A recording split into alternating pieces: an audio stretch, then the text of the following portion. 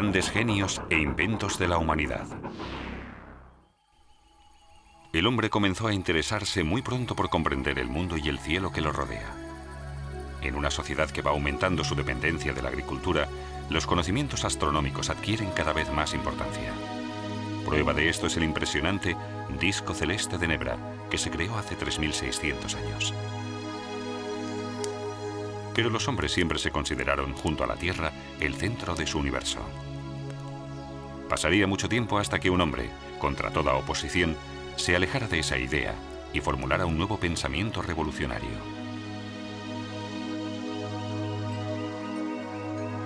La concepción del mundo de Nicolás Copérnico.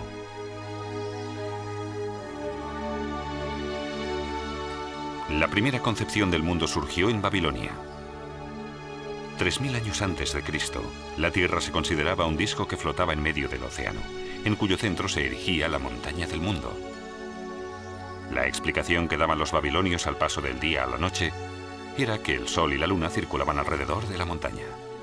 Por el mundo pasaban el Éufrates, el Tigris, el Ganges y el Nilo, y todo estaba cubierto por una bóveda en la que se movían los dioses de las estrellas. En la concepción del mundo de los egipcios, el Nilo es el centro. Los dioses separaron el cielo y la tierra y el resultado fue el mundo.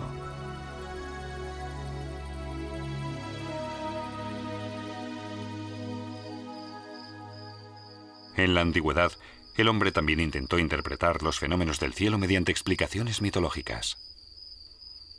Anaximandro de Mileto dibujó el primer mapa del mundo y construyó el primer globo celeste. Representó la Tierra como un cilindro, y en su parte más profunda se encontraba el submundo.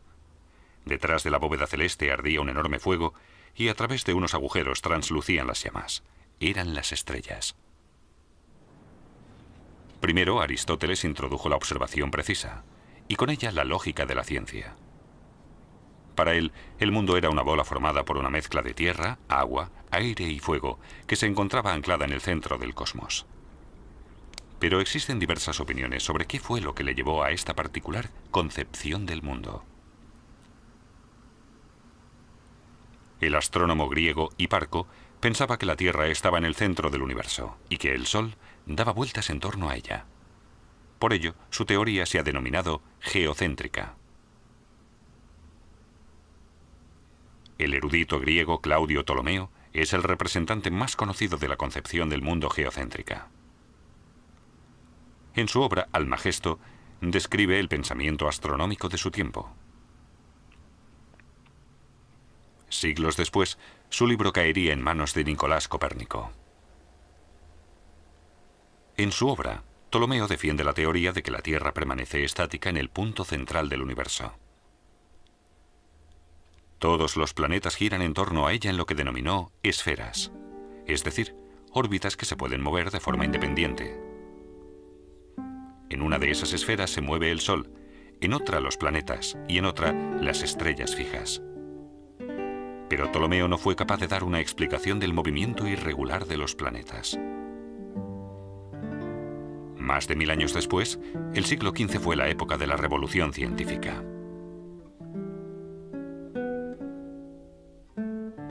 Dos acontecimientos importantes impulsan el desarrollo de Europa. La invención del arte tipográfica por Johannes Gutenberg en el año 1455 hizo posible una mayor rapidez en la divulgación de las obras científicas. El segundo acontecimiento importante fue el descubrimiento de América por Cristóbal Colón en el año 1492. Con él, las últimas dudas sobre la forma redonda de la Tierra se disiparon.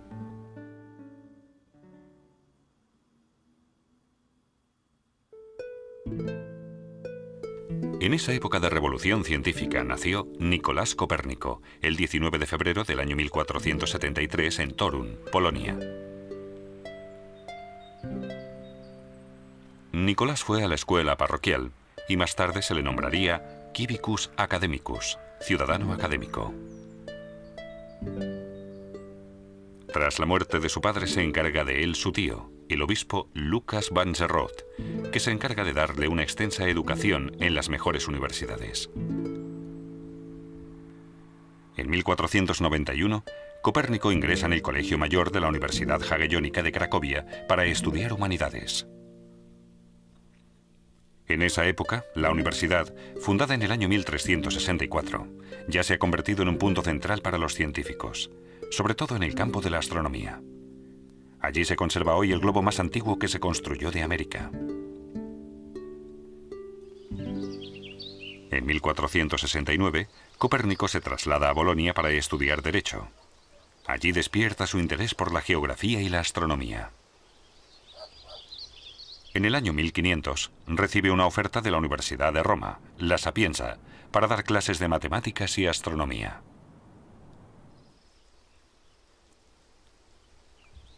Copérnico continúa sus estudios en Italia.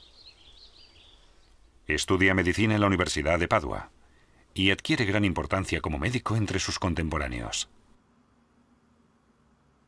En 1503, Copérnico obtiene el doctorado en Derecho Canónico en la Universidad de Ferrara. 3 años más tarde regresa a su patria y trabaja como médico de cámara y secretario de su tío, el obispo de Guarmia.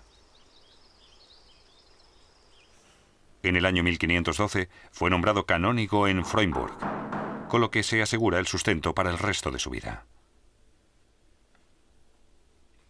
No obstante, el cargo conllevaba diversas tareas administrativas.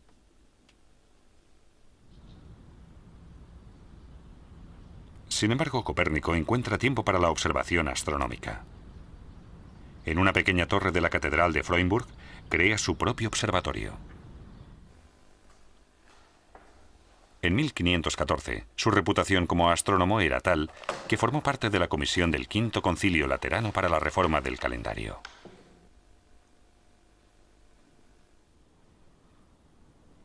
En esa época, redacta su primera obra astronómica, Commentariolus, pequeño comentario.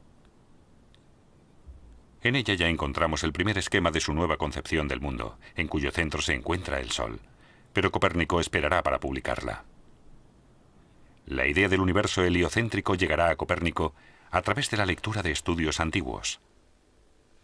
En ellos encontró un pensamiento que consideró revolucionario. El erudito griego Aristarco de Samos investigó el movimiento irregular de los planetas conocidos y consiguió dar una explicación. Afirmó que la Tierra también se movía y que recorría su órbita alrededor del Sol más rápido que los planetas situados a más distancia. De esa forma adelantó que todos los planetas, incluida por lo que parecía la Tierra, giraban alrededor del astro.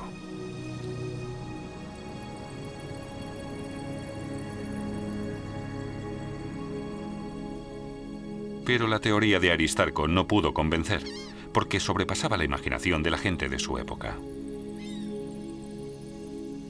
¿Cómo podía, por ejemplo, un pájaro encontrar el camino de vuelta a su nido si mientras volaba la Tierra giraba?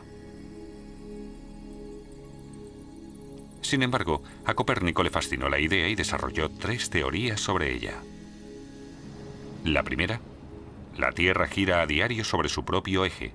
El movimiento de las estrellas es, por tanto, solo aparente. La segunda, el Sol es el centro del universo y la Tierra gira en torno a él. Y la tercera, la Tierra es solo uno de muchos planetas y no tiene ningún carácter extraordinario. Copérnico mostró mediante cálculos el hecho de que los planetas se movían de forma heliocéntrica, con el Sol en su punto central. Pero la nueva concepción del mundo de Copérnico era bastante complicada. Como no podía demostrar su teoría, solo podía conseguir que se aceptara en un ámbito espiritual, explicando sus nuevas ideas y arriesgándose a poner en duda la tradición de la concepción antigua. Así que Copérnico decidió seguir esperando. La Iglesia Católica defendía la teoría geocéntrica del mundo. Según la Biblia, Josué se dirigió al Señor y exclamó: «Detente, Sol». Para que el Sol se detuviera debía estar, como es lógico, en movimiento, y eso exactamente es lo que contradecía la concepción heliocéntrica del mundo y, por tanto, la teoría de Copérnico. Él era consciente de las repercusiones políticas de su teoría. Por ello, volvió a posponer la publicación de sus conocimientos y siguió investigando.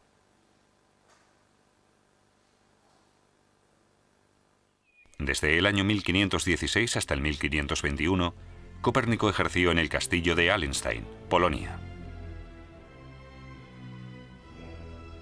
Durante la guerra contra los caballeros teutónicos, defendió tan bien el castillo de la Orden Alemana que logró superar el asedio de enero de 1521.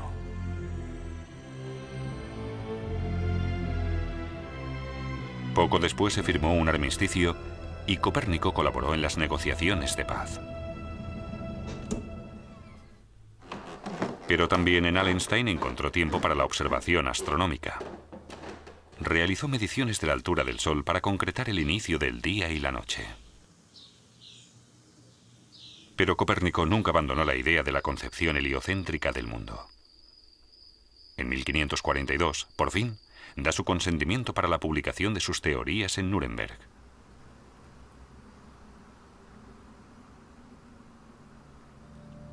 Ya en su lecho de muerte se publicó su obra completa con el título De Revolutionibus Orbium Coelestium, sobre el movimiento de las esferas celestiales.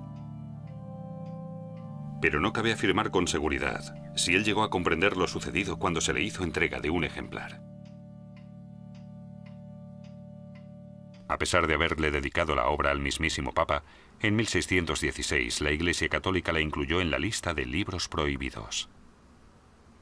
Pero eso no restó su importancia reveladora y su aportación fundamental a la astronomía moderna. La Edad Media destacó sin duda por su visión geocéntrica del mundo. Copérnico supo dar una visión global y se encaminó así hacia la concepción moderna del universo. Si Copérnico no hubiera insistido en las órbitas de los planetas, no se habría producido ningún avance en los estudios de su posición.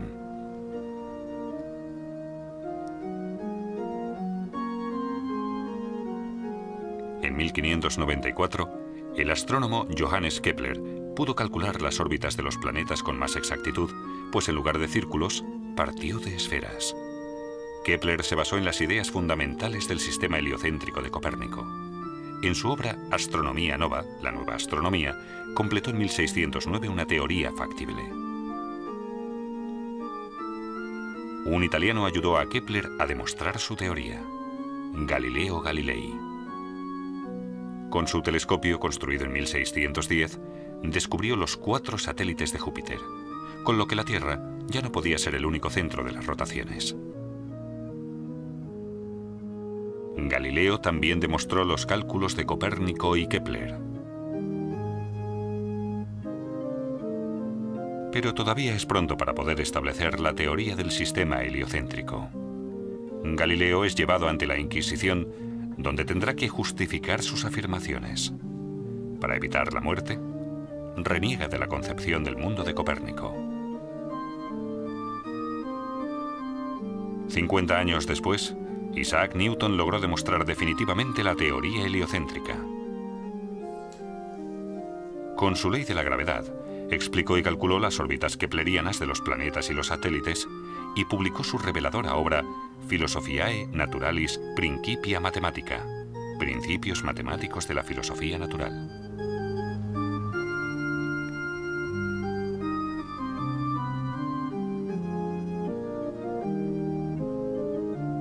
Pero el Papa y la Iglesia Católica necesitaron más tiempo para aceptar definitivamente la teoría de Copérnico. No levantaron la prohibición de su obra De Revolutionibus Orbium Coelestium hasta el año 1822.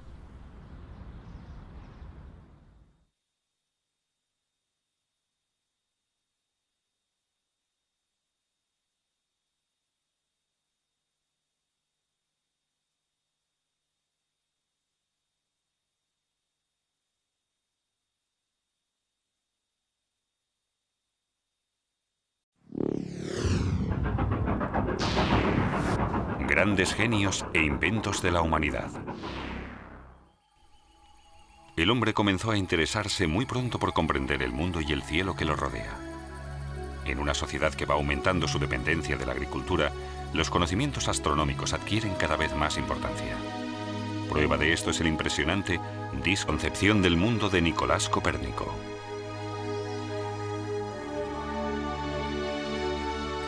La primera concepción del mundo surgió en Babilonia. 3000 años antes de Cristo, la Tierra se consideraba un disco que flotaba en medio del océano, en cuyo centro se erigía la montaña del mundo. La explicación que daban los babilonios al paso del día a la noche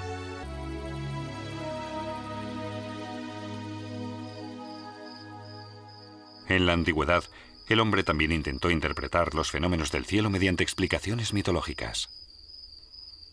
Anaximandro de Mileto dibujó el primer mapa del mundo y construyó el primer globo celeste. Representó la Tierra como un cilindro, y en su parte más profunda se encontraba el Sol. Era que el Sol y la Luna circulaban alrededor de la montaña. Por el mundo pasaban el Éufrates, el Tigris, el Ganges y el Nilo, y todo estaba cubierto por una bóveda en la que se movían los dioses de las estrellas. En la concepción del mundo de los egipcios, el Nilo es el centro. Los dioses separaron el cielo y la tierra y el resultado fue el mundo. El celeste de Nebra, que se creó hace 3600 años. Pero los hombres siempre se consideraron, junto a la Tierra, el centro de su universo. Pasaría mucho tiempo hasta que un hombre, contra toda oposición, se alejara de esa idea y formulara un nuevo pensamiento revolucionario.